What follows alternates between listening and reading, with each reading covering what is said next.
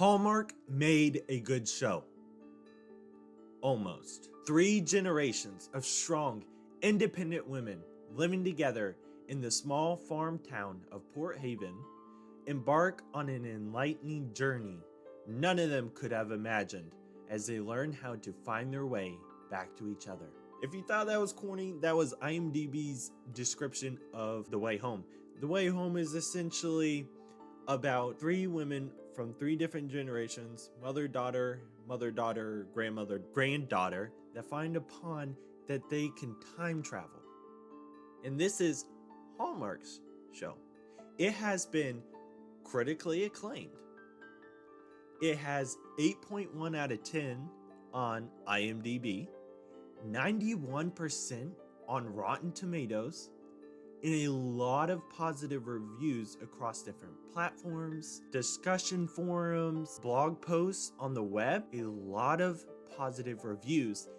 And The Way Home is widely considered to be the best Hallmark show. So there's no doubt that The Way Home feels much different from all the other Hallmark shows. There's a reason for that. The show was originally made for Netflix. Lisa Hamilton Daly pitched it to Netflix, but it was declined, and she worked for Netflix. Then she left Netflix and went to go work for Hallmark. And when she started working for Hallmark, she took the show over to Hallmark, and then it got greenlighted, and they made the show for Hallmark. Netflix also later bought the rights to show reruns of the show, so that's kind of interesting. They have it anyways, and they could have just produced it themselves. Another big difference between much of the other is it's a much higher budget compared to the other Hallmark projects. A lot of Hallmark shows, projects, movies, etc. are a lot lower budget. That's because they are slop. TV slop mainly refers to shows that are low quality and focus on quantity over quality. And Hallmark definitely does that. They mass produce shows and movies, especially Christmas movies. I actually talked about this when I did the history of Christmas movies. That came up where one year Hallmark produced over 100 Christmas movies. That is ridiculous. And Christmas movies or Hallmark movies usually cost around $1 million to $2 million, which when it comes to movies, that is low budget. But this show cost a lot more, so it's a lot higher budget, and it is not slop. There is an actual story written, and you can tell there is some passion put behind the writing. And that, to me, is one of the biggest differentiations between slop and non-slop, is the creativity and the passion behind it. So the show just finished its 4th season, and it's done. It was originally planned to be 5 seasons, but it got canceled to be only 4 seasons. Why did it get canceled? It was most likely due to the high budget. Multiple wardrobes from different time periods meant extra cost, because not only did they have to do modern day, they had to do past in multiple different time frames as well for multiple different seasons. And wet wardrobes mean they had to have multiple of those clothes, which in all made the budget much higher. And Hallmark is not really used to producing these high budget stuff like Netflix is, where this show was originally designed for. So their network is not really designed to produce this high budget of a show. And uniquely, Hallmark relies heavily on live TV viewership. And The Way Home is not really structured for that. The Way Home is structured to be watched together, pay close attention. But if you think about it, it makes sense for Hallmark to rely on live TV viewership, which most stuff don't nowadays. Because Hallmark projects being slop, they're kind of meant to be in the background. Very familiar. That is strategic by Hallmark. They want their shows to be very familiar, so you can just watch them in the background. If you have access to a wide library of shows and movies, you're most likely not going to pick a Hallmark show. But if you just need to put something on in the background and scrolling through what's live and you see Hallmark, you go, oh, that's familiar. Let me put it on while I do my puzzle, while I do this, while I take a nap, etc. In the way, home is not structured for that, so they did not get as much live viewership to support it as they would have liked. So is the show any good? Now, there is some cheesy stuff in this show. It's Hallmark. Like, everyone glazing the Landrys in the founding families, etc. And there's just a lot of cheesy cliches and relationships and interactions. And the protagonist is kind of bad, Catherine. A lot of people online seem to agree with this. She is struggling with her grief, and because of that, she lies, gets with multiple men, strings along Elliot, makes selfish decisions, she's reckless, she doesn't listen, and hypocritical. But was she written that way? She could be kind of frustrating to watch, but she's really supposed to be written that way. She's not meant to be a super clean, good protagonist. She's supposed to be this iffy protagonist that's kind of bad and progress throughout the show. What she does, but she also regresses in a weird way. Character development in this show is a little iffy. There is very little development in season 1, but I believe in season 2 they have good character development. We see that with Catherine being a much better person.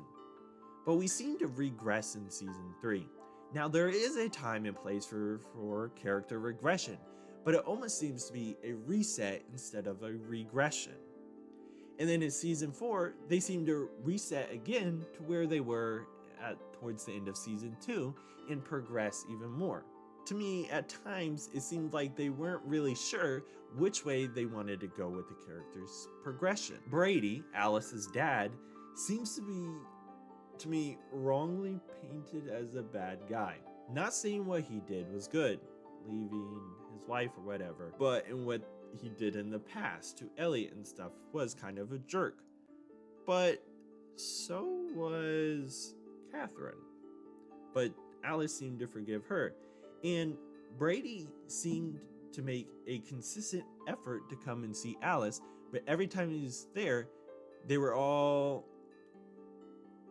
kind of gave him a cold shoulder and would like disappear, even though, he's flying to another country to come see them. Jacob is a very frustrating character for me, and I don't like him. I don't know if that's to do with the acting or just how the character's written. He seems to be very flat and boring.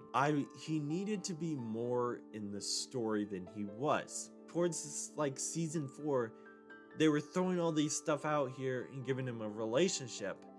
And it's like, he was a big part at the end of season 4, which is the end of the show. Like, I'm supposed to care about him, but I haven't been getting enough from him from the previous seasons. Elliot, I do believe, is a good character. I think he's one of the more better written and acted characters. He is done kind of dirty in the beginning, and I like how he gets desperate towards the end. In season 4, he has a much bigger focus. Dell has very little development. She's almost the same from the beginning of the show to the end. Towards the very end of season 4, after she goes back and sees Colton, then she gets better. It's very little things, and she goes through very little development. They could have done a lot more with her. Alice's character is fine. I keep going back and forth with her on how much I like her between the seasons and the episodes. She's fine. There's good and there's bad. One thing that's very weird about her is she creepily watches people in places where she can clearly be seen. How many times have I seen her behind the stairs creepily watching either her family from the past in the living room and dining room? She's not very well hidden. You can clearly see her. That is just, I don't know what they were doing there. And Alice's love interests In season 1, in our time, I can't remember his name, it's been so long, there was this one teenage boy that was interested in her, but she wasn't interested in him at all because she was too busy about a guy in the past who then later she interacted and was friends with now in the future when he's like 40 or something. I actually liked that love interest in how they interact in current day when he's older. They could have had it very weird, and it was a little weird, but I think they actually did it good there. Now, towards the end though, with the food truck guy and then the Goodwin, it's like they would focus on it and then they would just like leave it in the background and forget about it. The decision at the end, I'm like, I could see that, but I felt like they needed more time to set up her decision to go with Goodwin. It just felt kind of unwarranted. They seem to have gone away from the mysteries and clues that from the earlier seasons, and they didn't really seem to hold as a lot of weight as I originally thought when they were introducing these stuff. It's like, wow, we got all these mysteries, we gotta pay attention, wow, that points to that. But it almost seemed to not really matter at all. To me, it kinda needed another season. It needed another season to establish Casey, Jacob, and the future more. Because there's this Casey and she's very important to the story and stuff, but we don't really get to see much about her, and I think it would have been interesting to establish the future a little bit. And maybe if we did that, we could see more of Jacob and make him more of an interesting character. My biggest problem is what happened to the dog Finn? What? Now, I did look it up, and he was a rescue, and I guess he was having behavioral problems on set, so they had to move away from him. I think he later passed. But it's not my I wouldn't care if the dog wasn't in it later, if he wasn't important to the story. He's the whole reason this is started. He kind of introduced us to the pond and hinted at it, and regularly time traveled, and he's the reason Jacob went missing in the first place. I mean, you could have easily replaced him with a different dog. I would not have cared if he wasn't very important to the show. What's with some of the other animals? They seem to know about the pond. Natural animal instinct. Like the horse. So can the Landrys plus animals time travel? It just, Finn the dog makes me really upset because he was honestly a big part of the mystery, where I'm pretty sure there is theories going around the Finn theory. I don't really know anything about that. All right, so the show, it has a good story, plot, and idea. There's good components to it. But for me, the characters in their development fall a little short and make the show a little bit lackluster. Now, time for some ratings. If I were to rate each season, Season 1, I'd rate it 5 out of 10. It was okay. There were some things, some things good. Started, Season 2, I gave it 6 out of 10.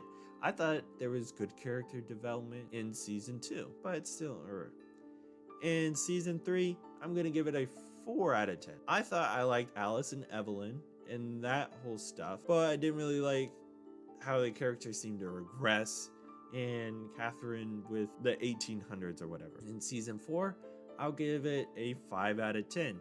I thought the character development was good, but there were some things that seemed quite rushed and some things unwarranted just because they didn't have another season. So The Way Home feels a lot different from most Hallmark projects, and for a good reason. It's not slop and has more put into it. The show has a good story and a plot, but falls flat with the characters. Though it is way better than all other Hallmark projects, it is still not a great show, but it can still be enjoyed. Alrighty, that was the video. I'll catch you later. Have a good one.